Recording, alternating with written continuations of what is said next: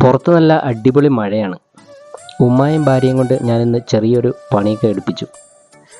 കുറച്ച് ഉള്ളിയൊക്കെ ഒന്ന് വാട്ടിയെടുപ്പിച്ചു. അതിൻ്റെ കൂടെ വറ്റൽമുളകൊന്ന് വറുത്തെടുപ്പിച്ചു. ഇനി കുറച്ച് കറിവേപ്പില ഇതിൻ്റെ കൂടെ ഒന്ന് ഇട്ട് കൊടുക്കണം. ഇനി ഇതിൻ്റെ ചൂടൊക്കെ ഒന്ന് മാറിയിട്ട് ഒരു മിക്സിയുടെ ജാറിലേക്കിട്ട് ഒന്ന് അടിച്ചെടുക്കണം. ഇത് ചതച്ചെടുക്കുന്നതാണ് നല്ലത്. ഇതിൻ്റെ കൂടെ കുറച്ച് പുളിയും ഉപ്പും ഇടാൻ മറക്കരുത്. ഇനി മറ്റൊരു പാനിലേക്ക് നല്ല അടിപൊളി മത്തി വറുത്തെടുക്കുകയാണ്.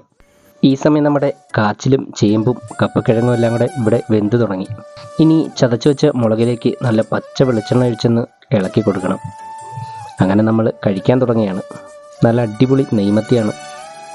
അങ്ങനെ മത്തിയും കൂട്ടി പരിഞ്ഞലും കൂട്ടി അടിപൊളി ഒരു പിടുത്തം അങ്ങ് പിടിച്ചു. ഈ മഴയത്ത് ഇങ്ങനത്തെയൊക്കെ ഫുഡ് അടിപൊളി സംഭവമല്ലേ? വീഡിയോ ഇഷ്ടപ്പെട്ടാൽ ഫോളോ ചെയ്യാൻ മറക്കല്ലേ.